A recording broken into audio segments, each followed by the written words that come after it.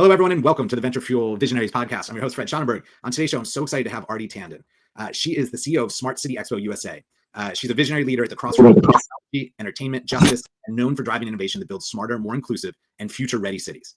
With a diverse background as a lawyer, an activist, a documentary producer, she brings a unique perspective on how cutting-edge technologies like AI and blockchain can drive global competitiveness. Today, we're going to explore her inspiring journey, uncover how smart cities can shape a more modern and inclusive future for communities across America. So please join me in welcoming Aarti Tandon. Aarti, it is so nice to have you today.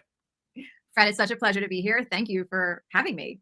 I know it's going to be a good episode when I'm not ready to hit record because I'm enjoying our pre-conversation so much, but I would love if you could help our listeners kind of understand what is Smart City Expo and maybe how you found yourself as CEO of that. Yeah, so Smart City Expo USA is the US edition of Smart City Expo World Congress, which takes place in Barcelona every year. 25,000 people visit that event for the last decade. And 2019, after hosting a few Smart City Expo events in New York, I reached out and asked them if I could own the US license. And I felt like there was a really big gap about what was taking place in technology and what was being deployed in cities. And the real issue is people just don't know what they don't know. But how I got there is a very nonlinear background. As you probably read from my bio, I always wanted to do human rights law. I ended up going to a law school here in New York and didn't really know much about it. And my second year of school, I ended up being mentored by a lawyer who represented the estates of Bob Marley, Miles Davis, John Lennon, Billie Holiday, and learned a tremendous amount of entertainment. I then graduated and went into software and technology law, and then started my own practice in entertainment. I represented all these young filmmakers and producers who are actually all startups. I mean, they're all entrepreneurs really at the end of the day. And one of my clients was a producer for the Blue Jays, and he ended up getting a 14-year federal prison sentence for a nonviolent drug offense. And I worked with an extraordinary group of people and ended up getting President George W. Bush to commute his sentence 7 years early. And I was a 33-year-old kid. I mean, but I felt like I understood mental gymnastics, and we did things like get him into London School of Economics from prison. And so I had this career in entertainment. I ended up doing some work with will.i.am. I produced a film on solar energy, its ability to address income inequality. And the director and I were able to get Leonardo DiCaprio to come in and be an executive producer and sell it to Netflix. And then I was asked to do another film about the women in Rwanda who made rape a crime of war. So everything just started to come sort of at the intersection of entertainment and justice. And then there was the technology part, because through all of that, I was asked to produce a Smart Cities conference in New York. And I was like, what a silly term. I want to talk about what makes a city smart. And these guys were really at the forefront. You know, they saw the Smart Cities movement taking place around the world. And over 3 years, Fred, we had 50 global mayors come to New York, from Milan to Rotterdam, Vancouver. And then that led to me calling Vera. And here we are now. We've hosted events in Atlanta, Miami, 2 in New York, and we will soon be announcing 2026. I can't wait. And for our listeners, we're not going to reveal 2026. We're going to do it in text, but it's very exciting. I got a little preview, which is pretty cool. Let me ask you this: for anyone that's listening, that's like, I don't even know what a smart city is. What would Smart City Expo USA even be about, or show me? Can you kind of level set us on the term, and or at least your interpretation of what that term is? Yeah, so I think for such a long time, it's about IoT and sensors and just very futuristic city, but the future is here and it's now. And we believe that cities can't be smart if you have homelessness, hunger, poverty, if you can't access clean air and water and decent transportation. Like, there's truly nothing smart about a city that has crime. And so how do we deploy these next-gen technologies to increase quality of life? And that's what we've been very focused on. And, you know, the rest of the world has been on the smart city movement for over a decade. I mean, you go to India and Brazil and Europe. I mean, you land, everything is digital. Many countries, especially ones that had dealt with war, have leapfrogged into the future. I mean, Estonia is Estonia for a reason. So how do we in America build a digital economy where everybody's included, a modern, inclusive, future-ready economy? And that's what we're focused on. And we felt like the rest of the world was, you know, when you go land in India at the airport, I mean, there's bamboo and AI determining like what the temperature should look like, crowd control. But in America, we'll sell you a smart car, a smart refrigerator, a smart home, but we don't actually have a national strategy. And so when you speak to mayors and city officials or even governors, there's no real parameters around how to deploy blockchain, how to deploy AI. What do you do with all this data? Right. I mean, cities just don't even know how to process their data and make great decisions. So that leads me to a question sort of that I intended to ask later, but it's right here. It's like, what are the biggest challenges cities face when trying to modernize and become future ready? I mean, I'm sure every mayor would love to be the mayor that made their city, took it to the future state and leapfrogged into tomorrow. What are those challenges that they're facing that maybe they'd want to go to an event like yours to learn more about? Yeah, so people just don't know what they don't know. They have their heads down. They're dealing with so many other issues, and then their teams. Like, people don't realize that most cities don't have a chief technology officer or chief resilience officer. Like, they should even have the staff. And if they have the staff's not really going around the world and saying like, hey, I learned about storm surge from Rotterdam, right? Like, one of the companies that was featured this year is a company called Sand Technologies. Now, Sand has all the AI sensors that are in the Thames water system, managing the water for the city of London, letting them know if it's going to burst, if there's too much pressure, if something's too old. Like, you get to be proactive as opposed to reactive. And you have to wonder, those AI sensors, like, why aren't they in Flint or Jackson, Mississippi? And it's just because they don't know about them. And people want to say it's about procurement, it's about X, it's about Y, but truly at the end of the day, it's about problem solving. And if you don't know the solutions that are out there, you can't deploy them. This company also has an academy where they have trained 250,000 AI and data scientists across Africa. Now, like, these guys are putting sensors connecting rural hospitals with the federal hospitals and making sure that, like, if the power goes out, like, drones are being sent to, deliver medicine.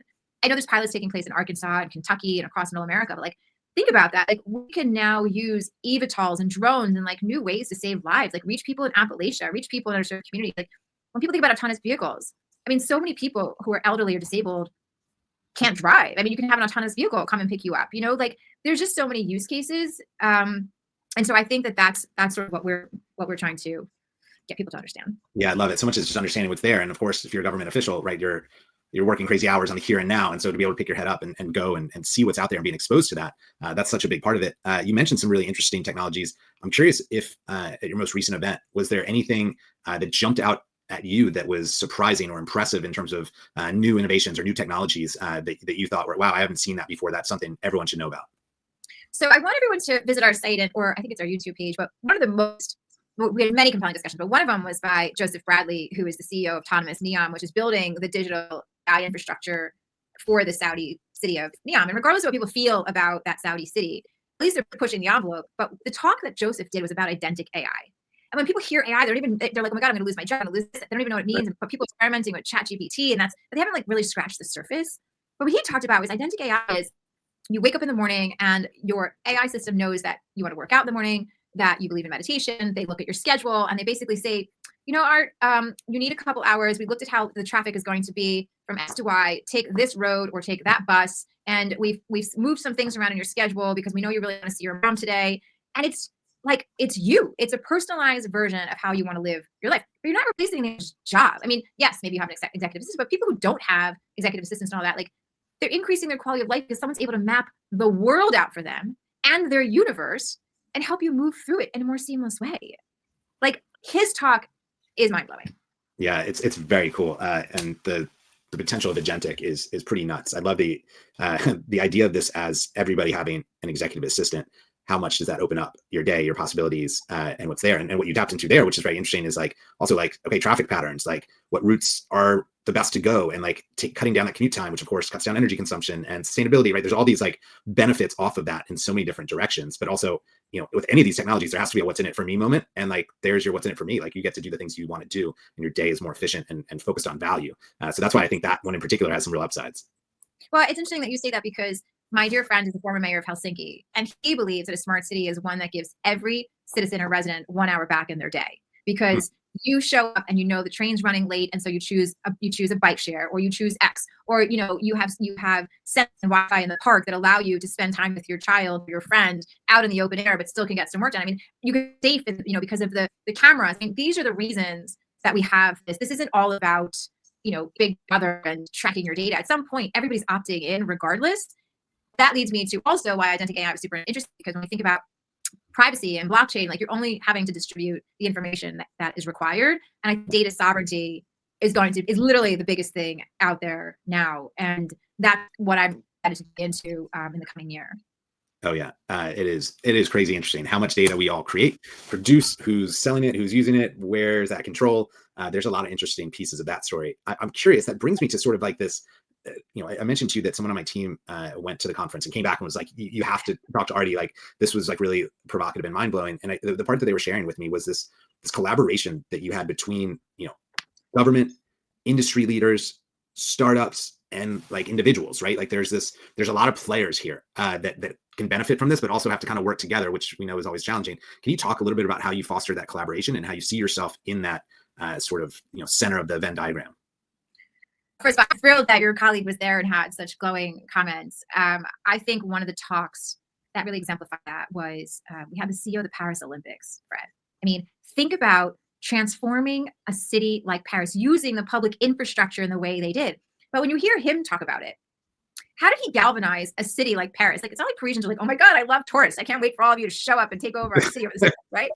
That's And not a their lot, vibe, no. it's not and a lot of it was not actually tech related. What was interesting is that ATN is an Olympian himself, and he said that when we started putting, talking about the Olympics, resistance and all that, they won the bid in 2017. But when they started to put the circles up, people started to feel like a sense of pride. The circles, those symbols went up on the Eiffel Tower. It was like a beacon of hope to the rest of the world. And then like everyone galvanized to like clean up the Seine, and they like all the art projects and all of the, the transportation and security. And you kind of have to wonder if the French could galvanize public-private sectors for one summer of sports. We have 11 or maybe 13 cities that have all 4 major leagues within their city limits, having games every single day. You have to wonder why we have incredible connectivity inside stadiums for the fan experience. We don't have connectivity in public Wi-Fi, in public housing. Right. And, you have to start thinking about like how there's going to be a rebalancing. And so that's where my deep belief in bringing the public sector, private sector, startups, and everyone together is how we're going to create change. And, we had OpenAI on stage with the CIO of the state of Maryland and talking about government innovation. We had startups in the discussion about water infrastructure and resiliency. So you need to have big tech and you need to have little tech because one, as you know, is more innovative, faster. They can move things around and experiment and fail forward, where not everyone can take a risk. Yeah, it's so interesting. I would love to click in. I mean, one of the things that's exciting, right? There's energy in my company right now around sports. I love sports, you can tell from my background, but also like my team is excited because you have all these major sporting events coming to the US from the World Cup to the Olympics over the coming years. And I wonder if, have you seen this as you've looked around the world? Paris is a great example of these events becoming these catalysts for advancing urban technology and infrastructure. Like, is this a moment where US cities can kind of step up, catch up, galvanize? What is your thought on that? Well, Fred, you would have absolutely loved the conference because we had 5 of the FIFA World Cup host city CEOs there. And It was Alex Lazare from New York, New Jersey. It was Dallas. It was Houston. It was San Francisco. It was Philadelphia. And it was the first time they were all on stage together. We had the head of sports at the Wall Street Journal moderating the discussion, John Clegg. And they really talked about the fact that, like, especially in Philly, hosting more than the World Cup. They're hosting the 250th anniversary of America. And like Philly, again, think about it. Amazing infrastructure in terms of their transportation, in terms of Ivy League schools and hospitals and sports teams and all of that. And yet, we didn't talk about this on stage, but like there's gun violence and education issues. And like, I feel there's such an important opportunity in this moment in time to modernize our infrastructure that everybody can participate in a modern inclusive future, but they all have different challenges. And that was really interesting to hear, right? Like some people's interest is going to be transportation. I mean, think about the LA Olympics. Transportation is, regardless of the fires and everything else, like how are you going to move all those people around? And so I think that there were a lot of exciting learnings coming from the event. We also had the head of World Cup planning for New Jersey Transit. We had people from NVIDIA and Cisco and Dell all talking about smart spaces and like what they're doing with cameras. And I mean, it was one of those moments where it was like, we know that if your city is not smart, there's literally no way for you to host a major sporting event. So yes, they do go hand in hand. And sports is an incredible catalyst. Yeah. I loved your initial prompt of like, what can the sports teams that are already existing in those cities, can they be a constant catalyst as well as these sort of like inflection moments? I've been very impressed seeing what the Milwaukee Bucks basketball team has done. They call it the Deer District, but really they've just improved downtown in such a meaningful way and kind of changed the vibe down there. And there's lots of examples of that. But I think there's something pretty interesting about the individual teams having a responsibility and an opportunity to collaborate with the cities. I'm curious. You mentioned I want to pause you for one quick second, Fred. You brought up the first question that John asked Alex. We talked about the Milwaukee Innovation District and how, on many levels, besides technology, the way they use the labor unions, it was like really a model for the future. But like Josh Harris now has RFK Stadium, and like that's going to be super interesting to see how they. All these people are now investing in women's sports and new stadiums, and we there's the new soccer stadium for NYCFC. So I think it's the first all electric stadium in the country. These are actually smart cities within themselves. The way they manage data, the way they move people around, the temperature, security, facial recognition, biometrics. Quick note: Paris did not use any facial recognition, which is super interesting. They used a lot of digital twins, and they didn't use any physical wanding of people entering. They used a lot of drones and sensors. It was amazing. Yeah. That is crazy interesting. Just think about it from the security standpoint. Wow, that's okay. Let me ask you this. You mentioned startups. And you guys had a pitch competition. Were there any emerging technologies or specific startups that you saw on that stage where you were like, oh, this is really cool. This impressed me. I want to share this with everyone. So the winner of our startup competition was In Situ, which is an augmented reality where developers can visualize development in real time, and it's been an extraordinary program, and I've been following Dana, the CEO's work for many, many years. And so she rightfully won the competition. But I did hear that the CEO of BizTech was so dynamic, so interesting, and he basically has it's a metaverse essentially. And he had this Ukraine-verse project where you could sort of like visualize post-war reconstruction through metaverse technologies. But I think his presentation, it was super engaging. And then we had Snap Transportation. I think they have sort of an autonomous pods, and they're doing work in a pilot program in Chattanooga, but I think they're doing work in the Middle East. And Chattanooga, by the way, I don't even know. Have you spent any time? You know anything about Chattanooga? Man, I know the the Chattanooga Choo Choo. I think I went there when I was 12. It's been a minute. So we had the CIO of Chattanooga with us last year, but they were one of the first cities to lay down their own fiber, because when you think about economic development, you need the infrastructure. And now they're leaders in quantum computing, and they're building quantum centers. And there's these pockets of incredible innovation taking place across the United States. I think our goal is to bring them all together, because we don't really have like the way Dubai or Saudi or anything like puts their entire city or country on display and highlights all the opportunities. And I think that we're looking to be that connective tissue. I love that. So Aarti, where can people go to learn more about Smart City Expo USA and learn more about what you have coming down the pike? Yeah, so you can go to smartcityexpousa.com and you'll see all of our extraordinary speakers. You'll see, people who were from, like as I mentioned, OpenAI and Coinbase. And so we really take a holistic look at cities. And then we have, you can see all of the program on, I think we have a YouTube. So if you weren't able to be there, you can catch all the videos. And again, we're really focused on sports and music and festivals, because it's all about driving economic development. And as people start to visit these cities in the next couple of years, you have to be able to create seamless interactions for them, whether it's a payment system, whether it's security, it's, all of that. And in order for us, because you started out with us talking about being future ready and global competitive, like, people hear about AI and data centers and all of this. But at the end of the day, you have to make sure your cities are not on fire. They're not flooding. They have the energy to be able to support the infrastructure that's required for AI and data centers. But you also have to make sure that they have connectivity and basic human rights that are going to allow them to participate in the next economy. Like, we have to have tech and talent and culture. Like, we can't ask people to build all of this and then not give people the skills to participate in that economy. And I think connectivity should be the most basic thing that we have. We can't compete with the rest of people online. And then, of course, security, right? We need to make sure that we've got cybersecurity and are protecting a digital economy. I love it. Well, Aarti, thank you so much for not only your time today, but everything you're doing to spark change. And we'll definitely see you next year at Smart City Expo USA. We're very much looking forward to it. We're going to be collaborating in advance of that, Fred. So we got a lot of work to do together. Let's do it. I'm excited. Thank you.